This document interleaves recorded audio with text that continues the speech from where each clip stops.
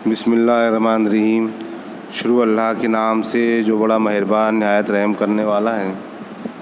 अज़ीज़ तलबा तालिबात, जमात 12वीं उर्दू ऑनलाइन तदरीस में आप तमाम का इस्तकबाल है। उम्मीद है आप लोग खैर आफ़ियत से होंगे। गुज़िश्ता वीडियो में हमने भूल नज़म के ही 3-4 जुमले वाले जवाबात का और 2-4 अशार की तशरीह का मुताला किया था।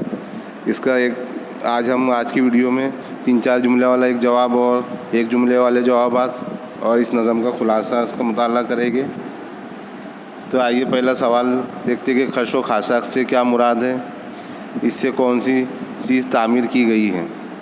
तो इसका जवाब है कि खश व खाशाक से मुराद कूड़ा करकट है। इस चीज़ से अगर कोई इमारत तामीर की जाएगी तो वो पुख्ता नहीं होगी। यहाँ शायर का इशारा अपने वतन की तरफ है, जहाँ बड़े बड़े लीडर अपनी खोखली बातों और झूठे वादों से लोगों को बहलाते और फुसलाते हैं। लोग उनकी बातों को मुल्क की तरक्की की वजह समझते हैं।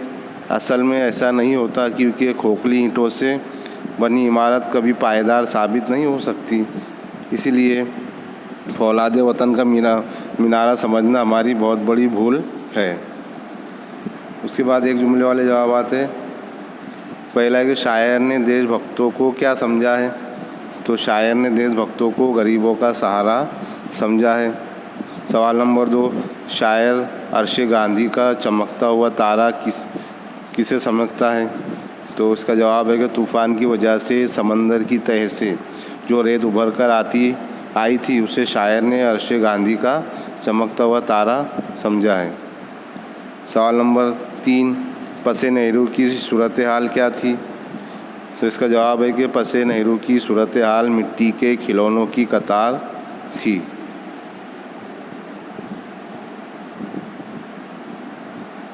उसके बाद सवाल नंबर 4,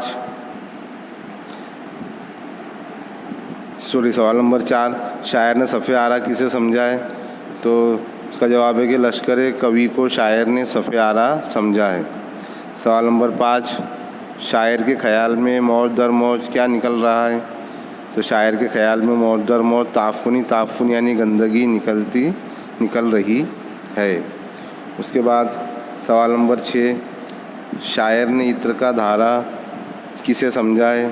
तो इसका जवाब है कि मौज से निकलने वाले ताफ़न को शायर ने इत्र का धारा समझा है। उसके बाद इस नज़म का ख़ुलासा हम देखते हैं। ये बहुत IMP सवाल है कि नज़म का ख़ुलासा अक्सर 4 मार्क्स के में पूछा जाता है। सेक्शन B में जो तफसीली जवाब होते हैं लिखने के, उसमें भूल नज़म, फूल नज़म और सीता जी की गरिया और जारी नज़मों के ख़ुलासे अक्सर पूछे जाते हैं। तो आप ये ख़ुलासा अच्छे से पढ़िए और इसको लिखिए, नोटबुक में याद कीजिए। यह बहुत इम्पोर्टेंट सवाल है आपके लिए। तो देखते हैं इस नज़म का ख़ुलासा।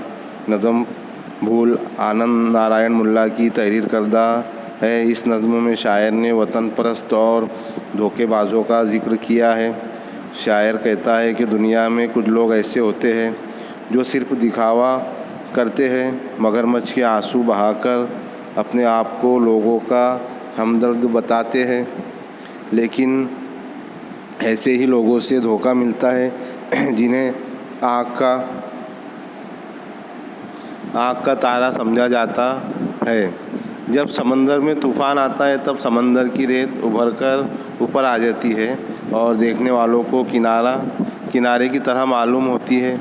जब डूबने वाला शख्स उसे किनारे को सहारा समझकर उसके करीब जाता है, तब पता चलता है कि मेरी आँखों का धोखा था। इसी तरह ये दुनिया भी एक समंदर की तरह है और इसकी चमक धमक देखकर हम दुनिया के पीछे भागते हैं, लेकिन दुनिया में भी कदम कदम पर धोखा मिलता है।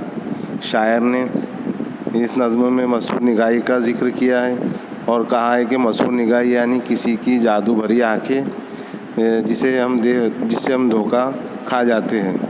उन आँखों को देखने से ऐसा महसूस होता है जैसे इनमें इंसान की खिदमत का जज्बा हो, मगर वो जज्बा अपने मतलब के लिए होता है।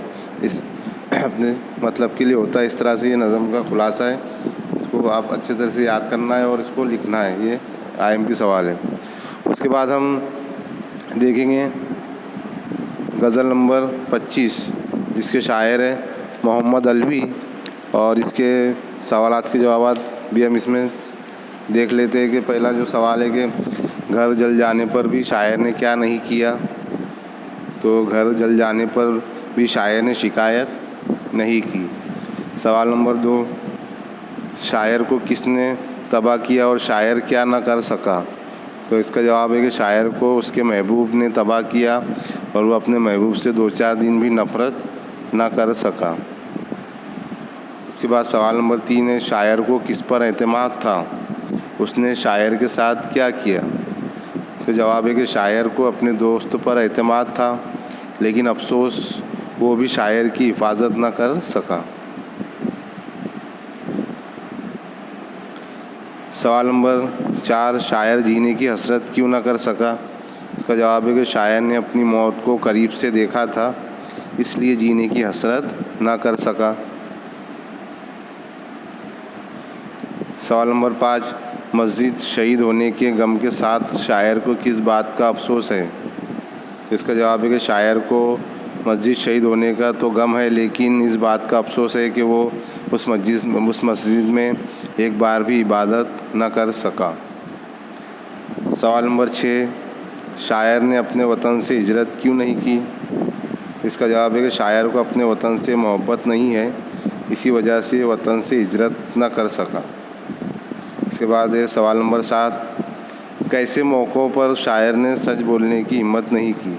कैसे मौके पर शायर ने सच बोलने की हिम्मत नहीं की। इसका जवाब है कि जब हर कोई गलत बयानी कर रहा था, ऐसे मौके पर शायर ने सच बोलने की हिम्मत नहीं की।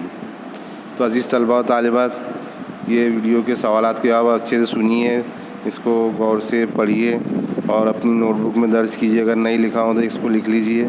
इसमें जो भूल नज़म का खुलासा है ये बहुत ही इम्पोर्टेंट है, तो आप अच्छे से इसको याद कीजिए। इंशाल्लाह इसके बाद के सवालात अगली वीडियो में देखेंगे। अल्लाह हाफिज़।